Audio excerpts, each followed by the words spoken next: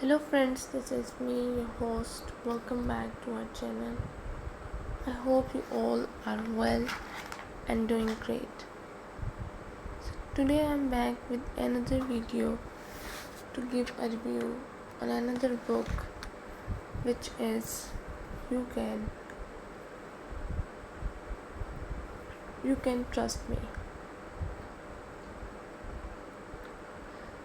This book is by Miranda Rijks.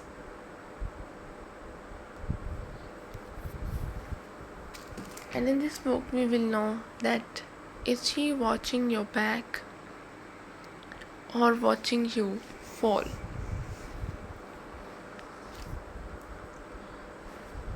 I look around the room at the women lying flat on the yoga mats, eyes closed, breathing heavily. This is my favorite moment.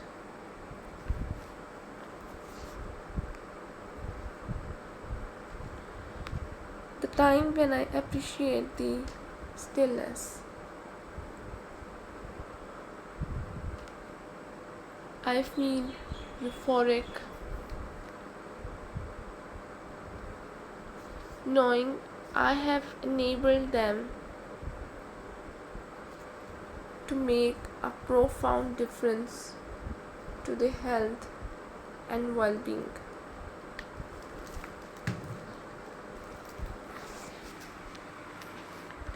I would like to stay in this moment of tranquility.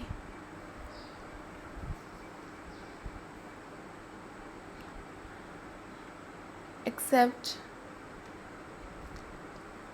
I can already see the shadows of people congregating on the other side of the opaque glass door.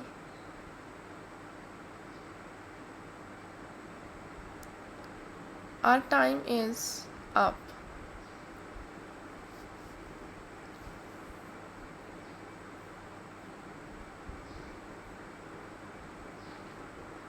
Thank you for being part of this practice today.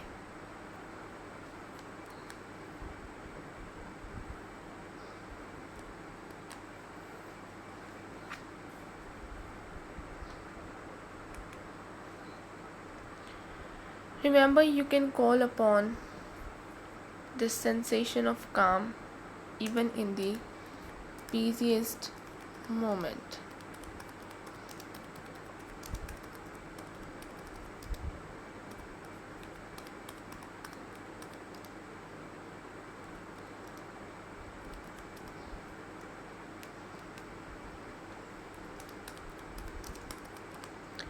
And peace is always within reach.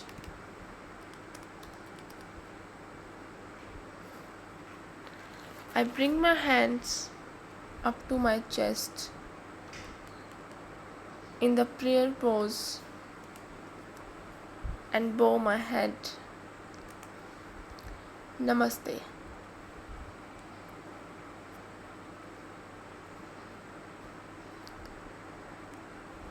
The ladies in my class are always in a hurry to leave.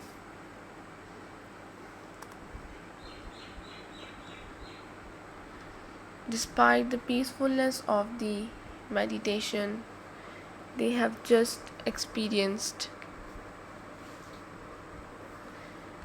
mats are quickly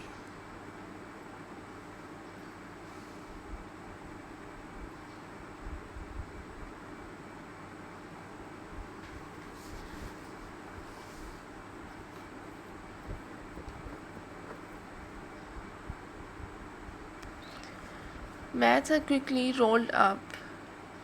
Expensive athletic wear hoodies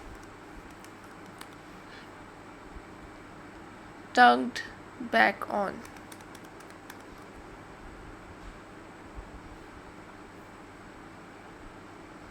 and the chatter in the room becomes increasingly loud.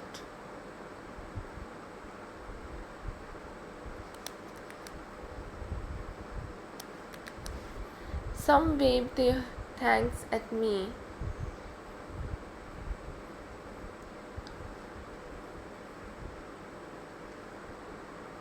the others just hurry out. I don't mind. My classes are consistently full, 20 women jammed into the scare room, and that's the only thing that matters.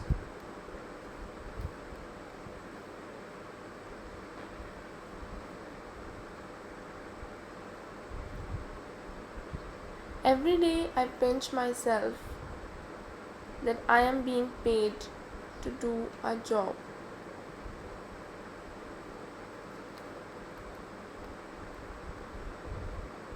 To do a job I love. I think back to my humble beginnings, the bedroom I shared with my sister in our tiny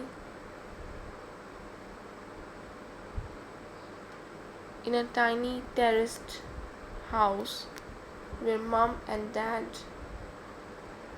worked all hours to pay for our school uniforms and one big present a year.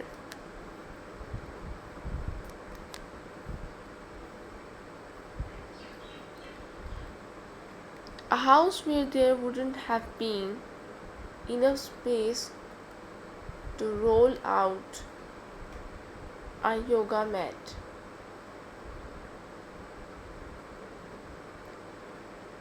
I worked hard at school in the hope that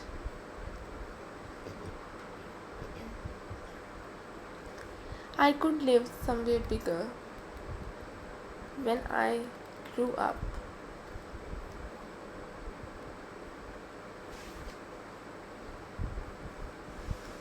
When I completed my yoga teacher training last year and told mom, she fell silent and then asked, why on earth would you being some happy clappy thing like that?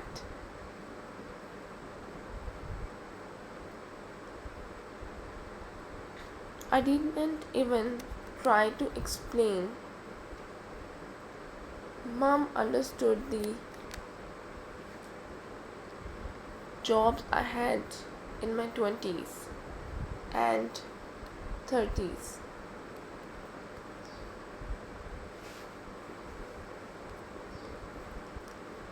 Why have you done, Mom?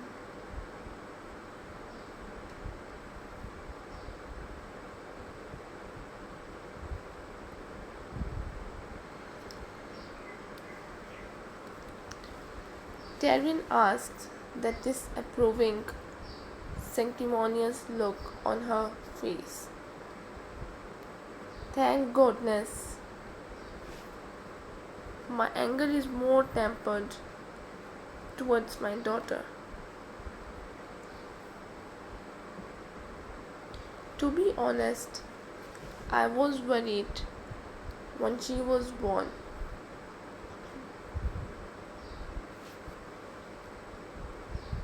Knowing myself, knowing my quick temper, I was terrified that the incessant mulling of a baby might send me over the edge, that I might hurt her.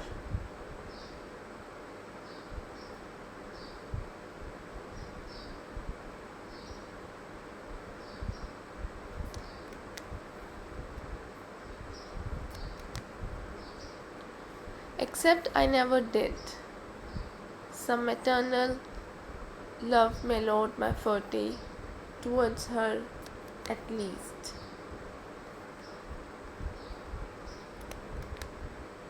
Cut myself on the wine glass.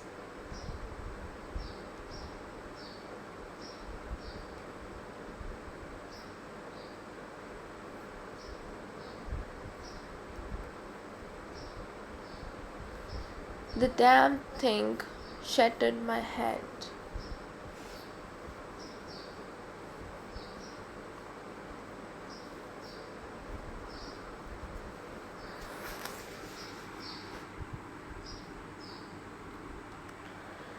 The damn thing shattered in my hand. She throws me a look as if she doesn't believe me.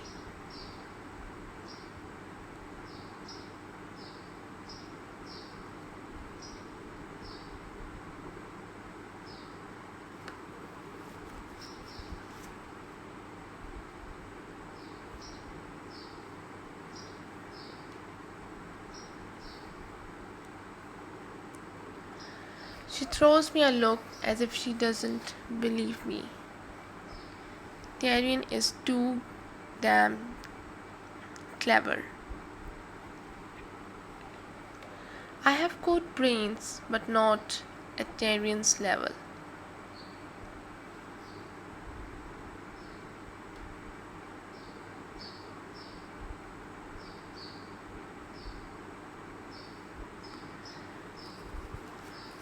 How I managed to produce a daughter like her,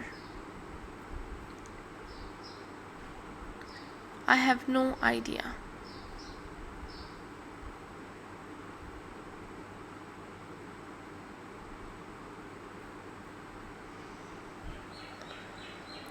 Do you want me to bandage it up? She asks.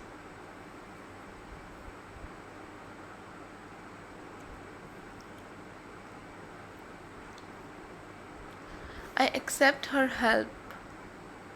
Wordlessly, she finds the first aid box and takes out some steady strips. Removes a small shard of glass stuck in my palm with some tweezers and then wipes it down.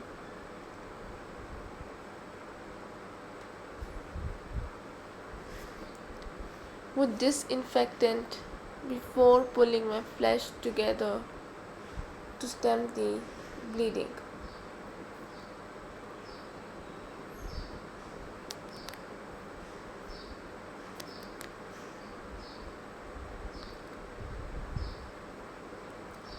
Five minutes later,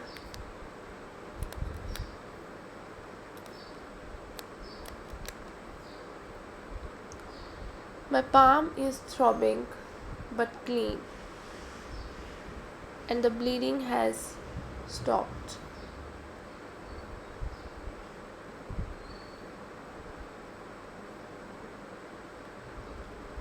Thanks, love, I say. Still, Tyrion says nothing.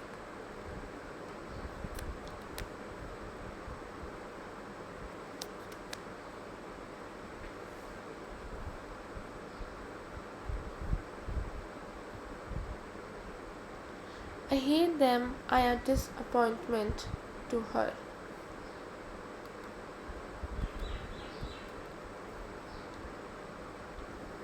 Yet, what can I do?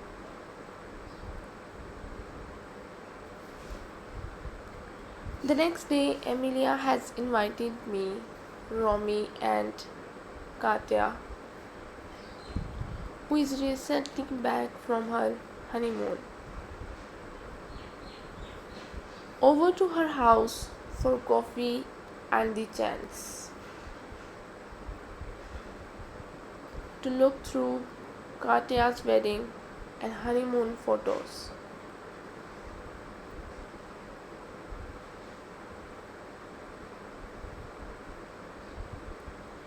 I'm the last to arrive. I really didn't want to come except I'm on a mission. And I need to remember the big picture.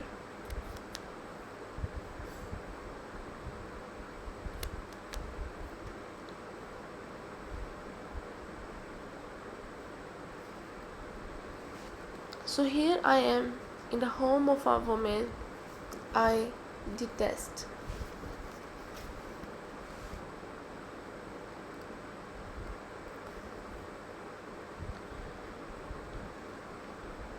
Forcing myself to fawn over the photos of someone I am completely indifferent towards. Amelia, I say warmly, giving her the compulsory air kisses. So kind of you to have us over yet again.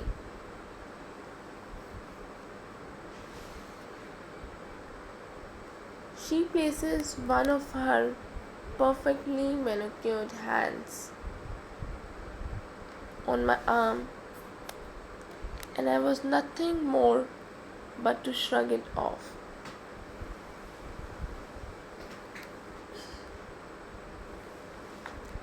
Instead,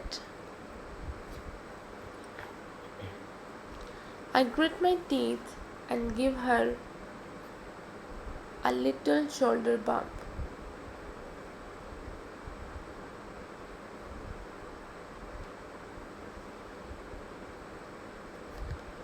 Oh, we are such buddies. What have you done to your hand? She asks, noticing the padded plaster on my palm. Stupid accident, washing up. A wine glass broke up in the sink. Ouch, she says. Will it affect your teaching?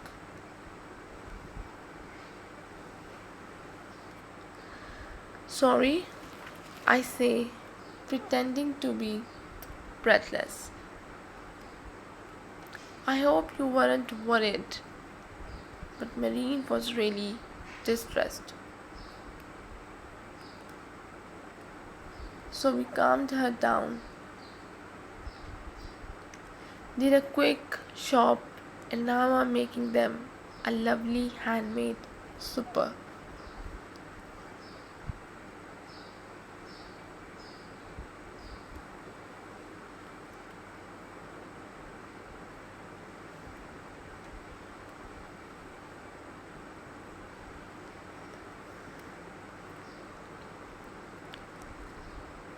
I will drop her back to your house later on. Oh, Amelia says. That's really kind of you, but I can ask you to come over here twice in the one evening.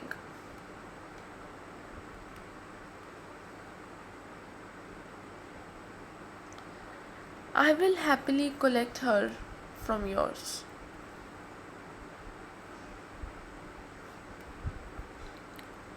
To date, I have succeeded in keeping Amelia away from our house.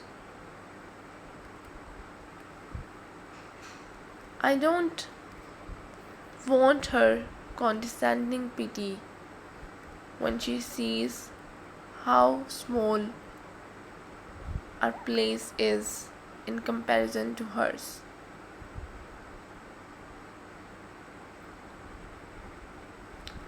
How run down our street is. I'm not sure how much longer I will be able to keep her away, but I am going to try. I absolutely insist on bringing money back, I say.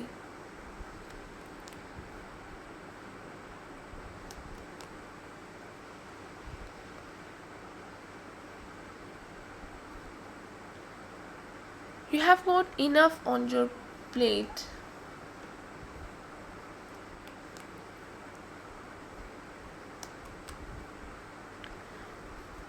And besides, I need to do a quick shop at Tesco's for stuff I couldn't got earlier.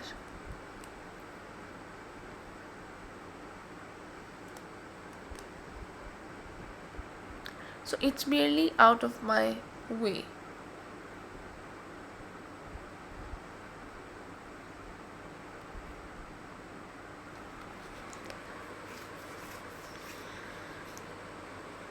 And I don't want you to worry about Marnie. You know what's it like when we adults have a little tiff? The kids get all uptight about it.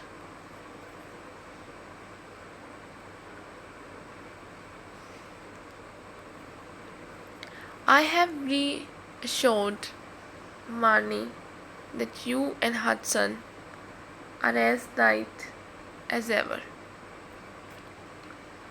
I'm right, aren't I?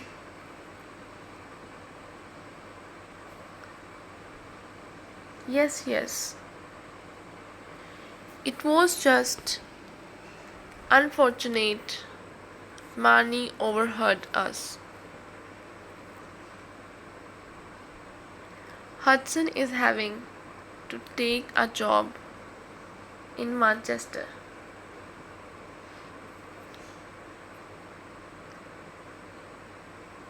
Which is far from ideal.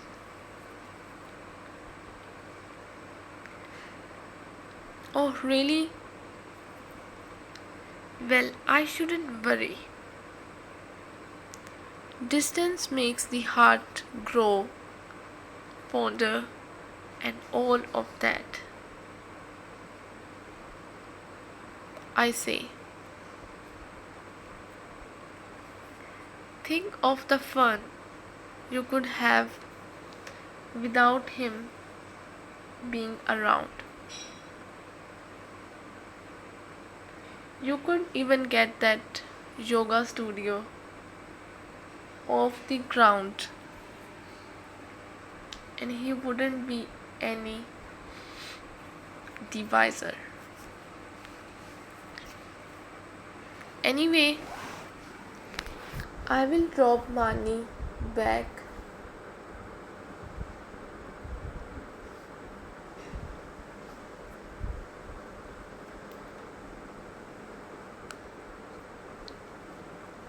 in the meantime. You put your feet up and make up with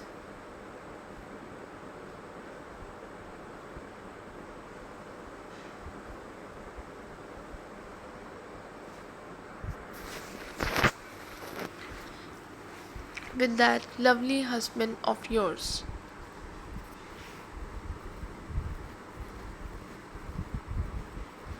Thanks, Paige. You are really kind.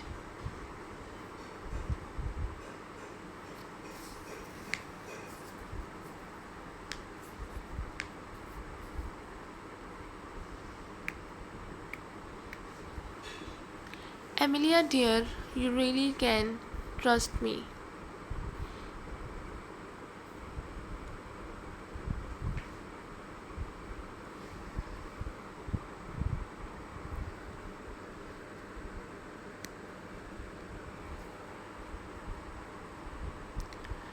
I drive Marnie home at 10:30 p.m., which I'm sure is much too late for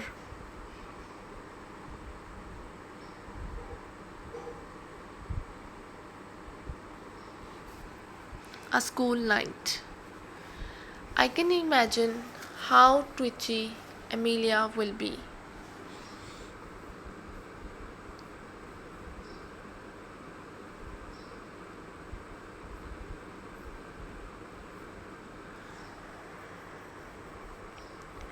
But indebted to me as she is, there is not much she can do about. Marnie is still around me, which is rather frustrating.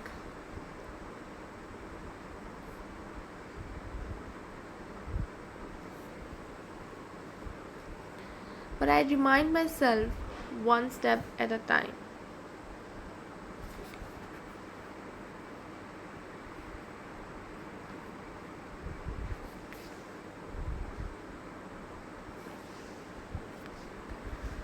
The lights are all on in the mayor's residence.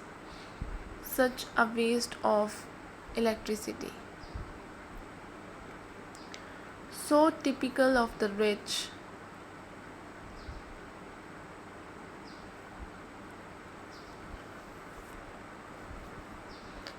Marnie hops out of the car and I follow her.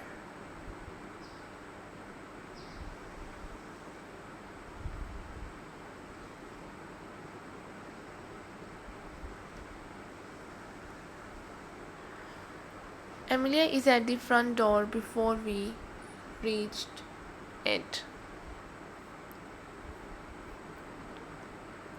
Thank you so much for bringing Manny back. Amelia gushes.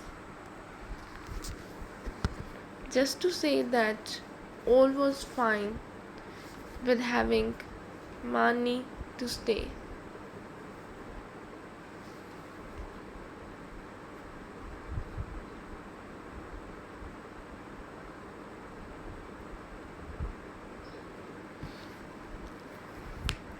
I dropped the girls off at school this morning and they couldn't stop chattering.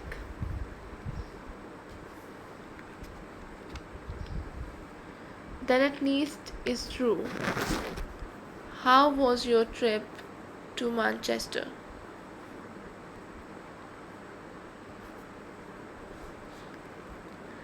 I came home early. Her voice sounds glum, as if all the energy has been extracted out of her.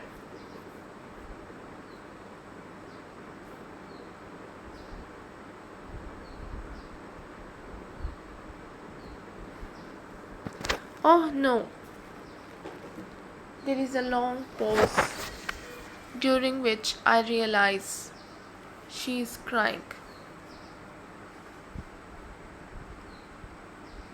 I do an arm pump. Yes. I'm sorry, Paige, but I really don't want to talk about it. Well, that's a shame, but inside I am dancing because it's extremely likely that my flaws have worked.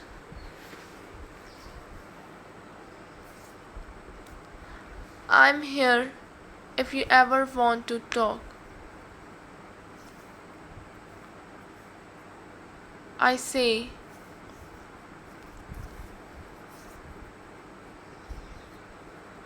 oh, yes, Amelia dear, you can really trust me. That evening, Dean,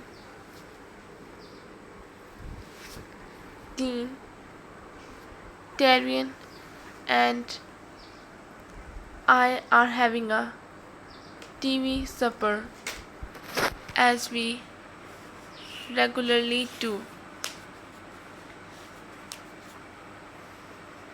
We are watching the one show which is featuring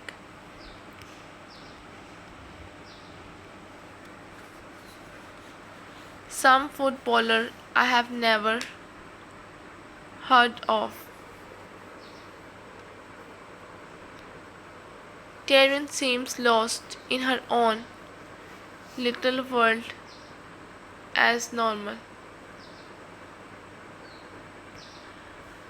writing on her phone in between eating.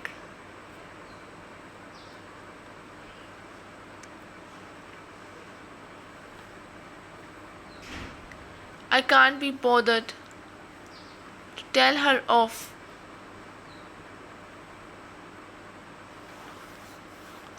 And then suddenly she puts her phone down, grabs the remote, and turns down the sound.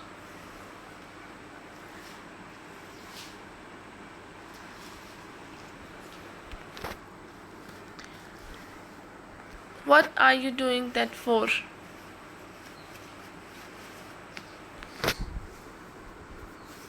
Dean asks.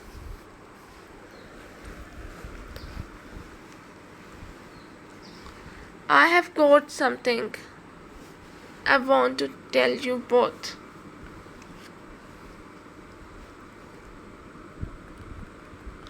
This doesn't sound very Tyrion like, so we both put down our cutlery.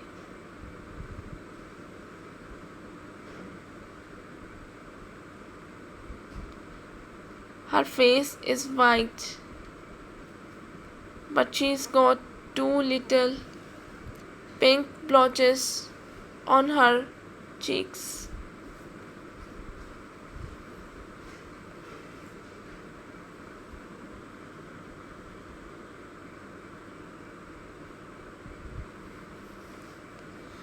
What is it then? I ask, because she seems to be struggling to spit out her words.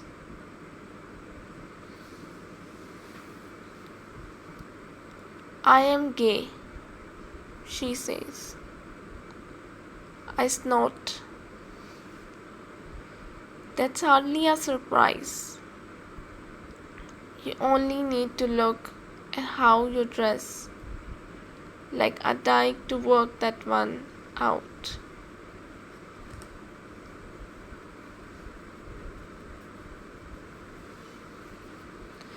That's really bigoted, Mum. Taryn says,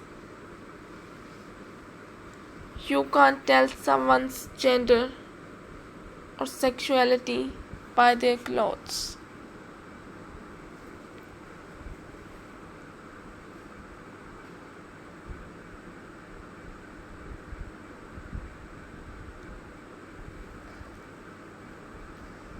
Dean is staring at Tyrion, his lower jaw hanging open. I don't know why he looks so shocked.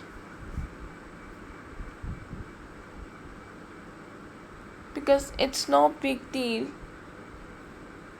in today's day and age.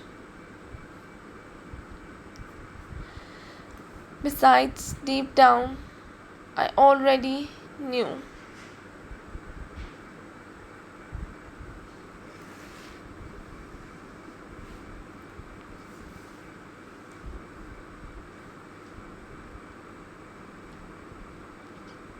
Say something, Dean. Taryn says. Her eyes look watery. It's just a bit of a shock, that's all.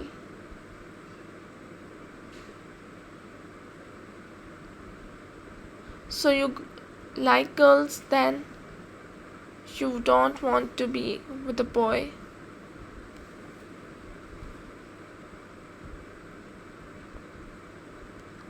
That's generally what it means.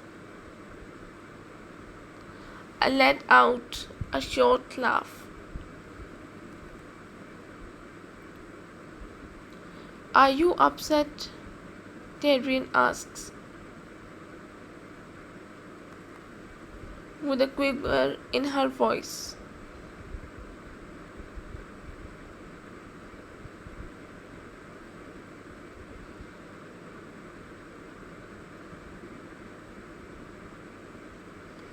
It's just a surprise. I call Hudson's office, his new office. I am put through to a woman on his team. How can I help you? She asks cheerily.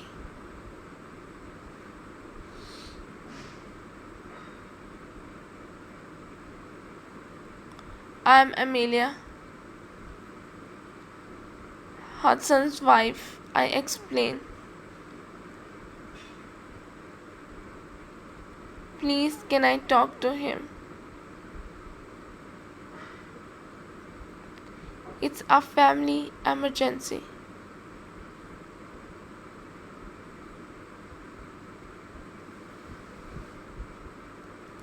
Oh goodness, she says, with a strong Mancunian accent. But I am afraid he's not in the office today. Where is he? I ask, a little too curtly.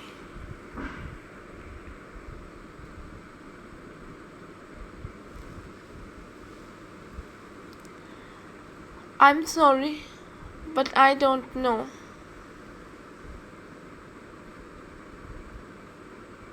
He just said he wasn't coming in today. Of course he did.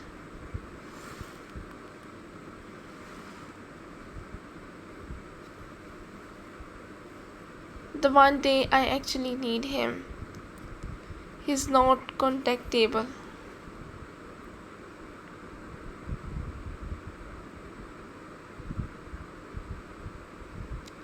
And is it normal just to take the day off? I ask.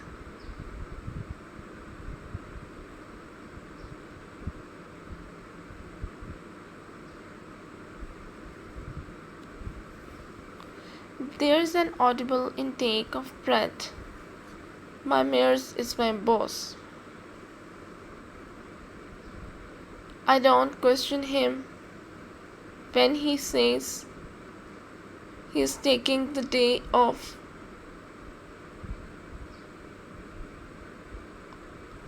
I'm sorry I can't help you.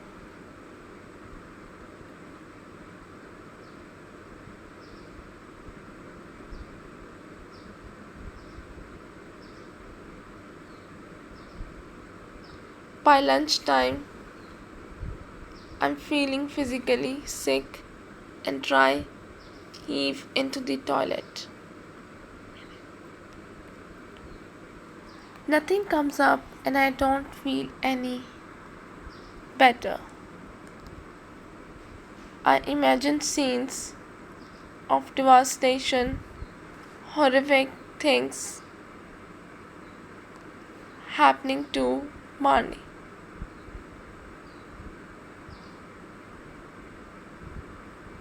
And I know there is only one place left for me to visit.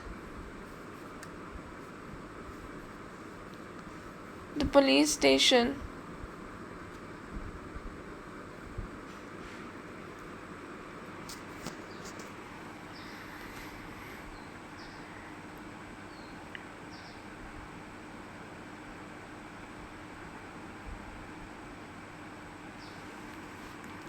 We have a small police station in Paige.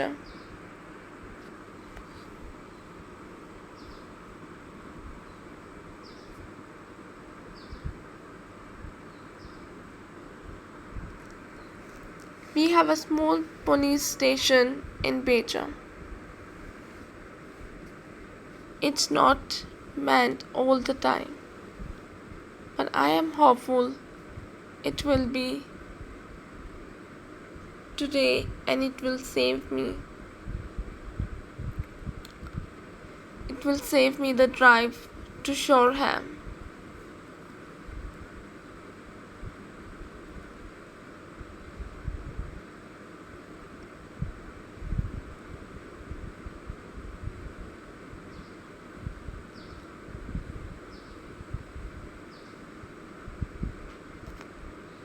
I debate calling 999, but I need to look into the eyes of a police officer and not be fobbed off by a faceless person on the end of the phone.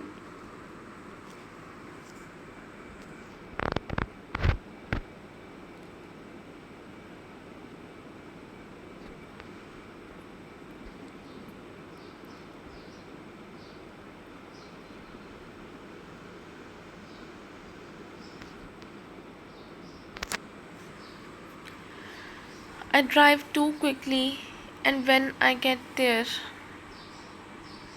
I park on a yellow line, happy to accept the fines and any other consequences. I just need to find Marnie.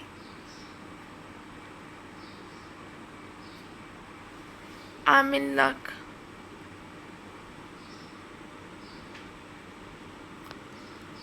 The police station is open and there is a uniformed officer sitting behind a plexiglass screen.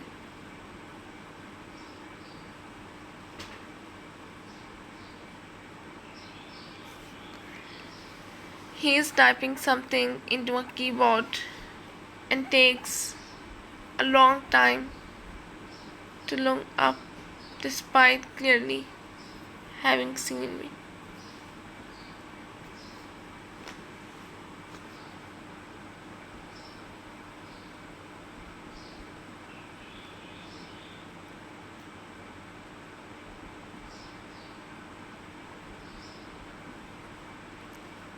Yes, he says eventually.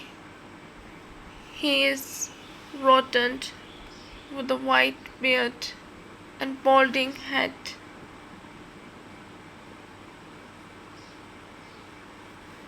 There is something Father Christmas like about him, comforting even.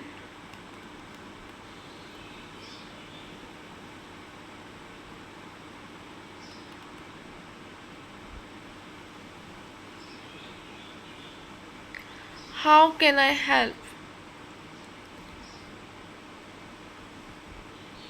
His eyes crease as he looks at me. My daughter has gone missing. She's probably run away, but she is only 15 and she doesn't have any money or her mobile phone.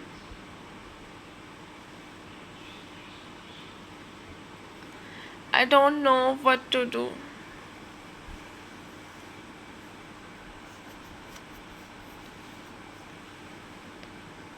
Oh dear, teenagers.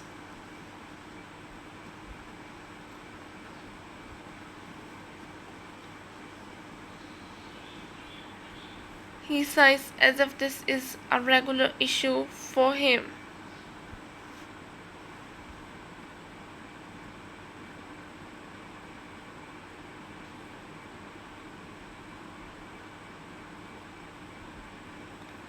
Oh dear, teenagers.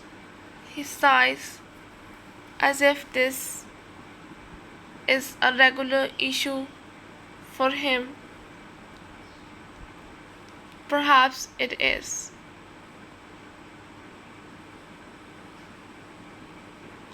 How long has she been gone for? She left our home sometime in the night.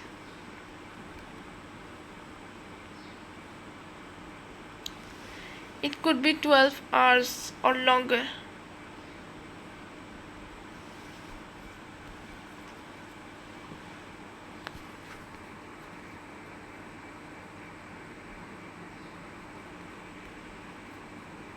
She is at my bedroom door, pawing it. What are you doing? I ask.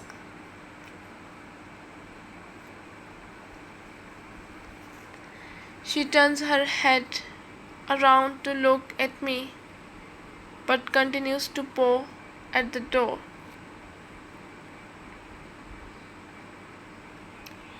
Stop that, I say, with a harsh note to my voice.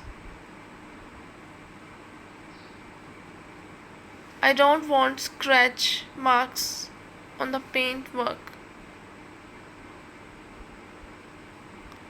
Except Clover isn't giving up. I slide my legs from under the duvet and pull on a jumper over my pajama top, slipping my feet into my sheepskin slippers.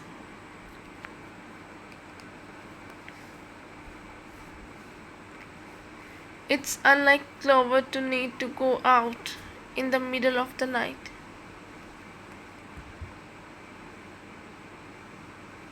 She always impresses me with her excellent bladder control.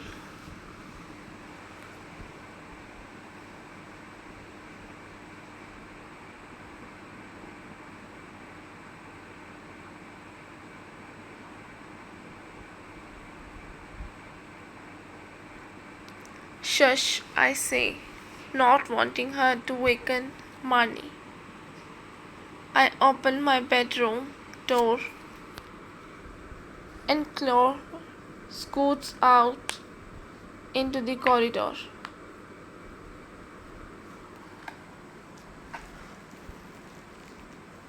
Running straight into Marnie's arms, who's wearing an oversized t-shirt and bare legs. What are you doing up? I ask.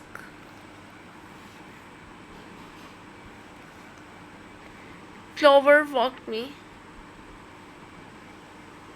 She was scratching your bedroom door like crazy and then she barked.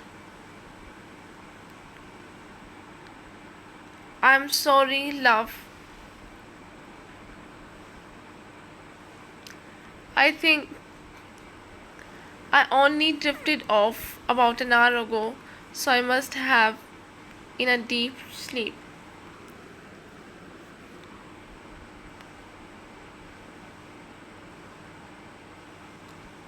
It's all right.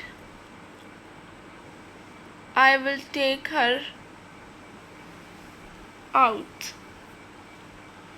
Marnie buries her face in Clover's soft neck. Come on, you silly Billy. How come she's sleeping in your room anyway? You never let her sleep in mine. I laugh. I was feeling a bit lonely.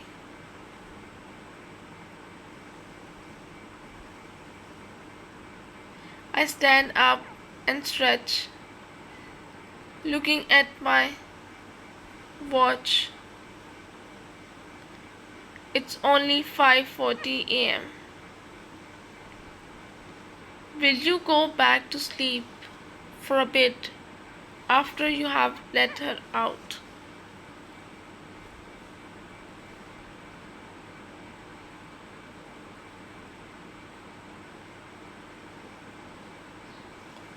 Yes, I am just happy to be home. Marnie stands up and barefoot starts walking down the stairs. Clover right at her heels.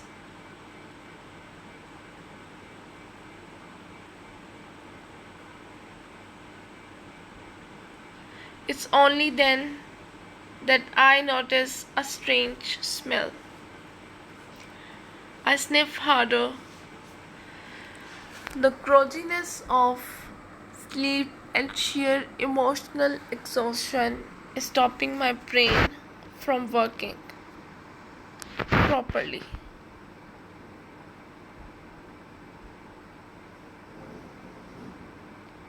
I go down a few steps and then it hits me.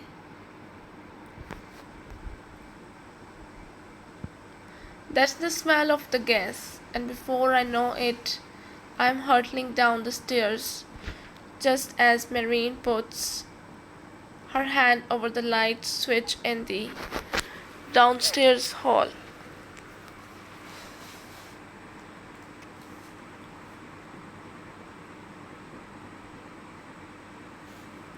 Stop, I shout. Marnie swings around to face me, her hand falling to her side. What's the matter, Mum? That smell, it's gas. Marnie sniffs. Oh yeah, it's gross. Don't know why I didn't notice it before.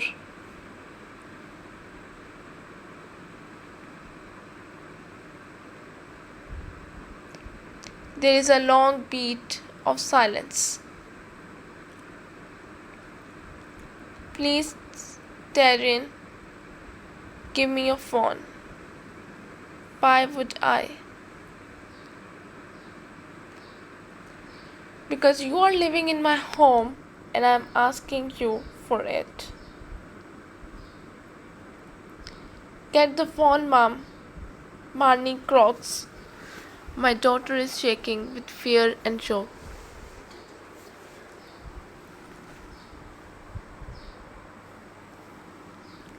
I glance back at Taryn.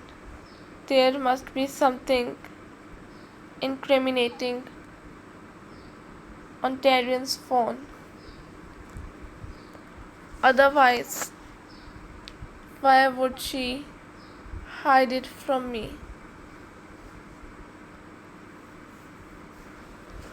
Why would Marnie be so desperate for me to see it?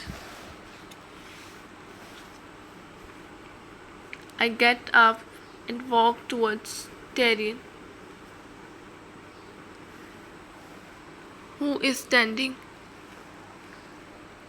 at the end of Marnie's bed. In that moment, I recall how she hit her own mother over the head with a hammer, and shiver of fear passes through me. I need to take control, to be strategic. Taryn will have to pass me in order to leave the room.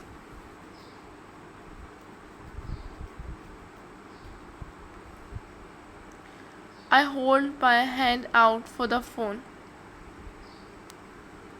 but Taryn tries to do fast, as I thought she might.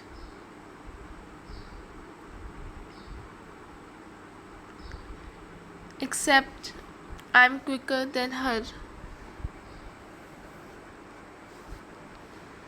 and I stick out my right leg.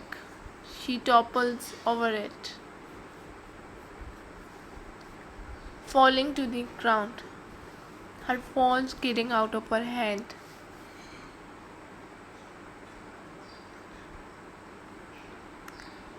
Stop her mum, Marnie yells as she crawls across the floor and grabs the phone. I pounce on Tyrion. Sitting on her back, she snuggles. But Marnie joins me and together we are strong enough to pin her to the floor. I will sue you for assault, she shouts as she tries to wriggle free from us.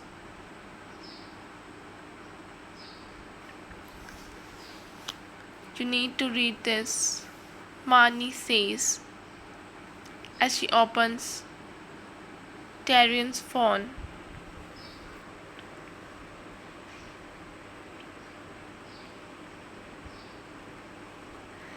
It's not true, Tyrion yells. Marnie wrote all of that shit.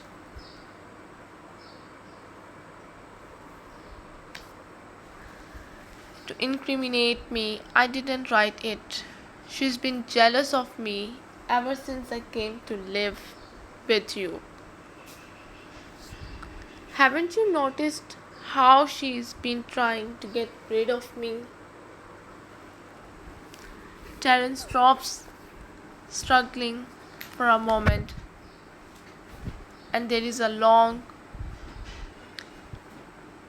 bead of silence. A bead of silence in which I must decide. The decision is easy. I chose my daughter. Give me the phone, I say to Marnie, and stay sitting on her. So this is all we have from this book. I hope you guys liked it. If you did, don't forget to press the like button. And if you wanted to buy any one of these best-selling books, you can visit our Amazon page and buy it from there. I'll be back with another video with another book to give a review on. Till then, just take care and goodbye.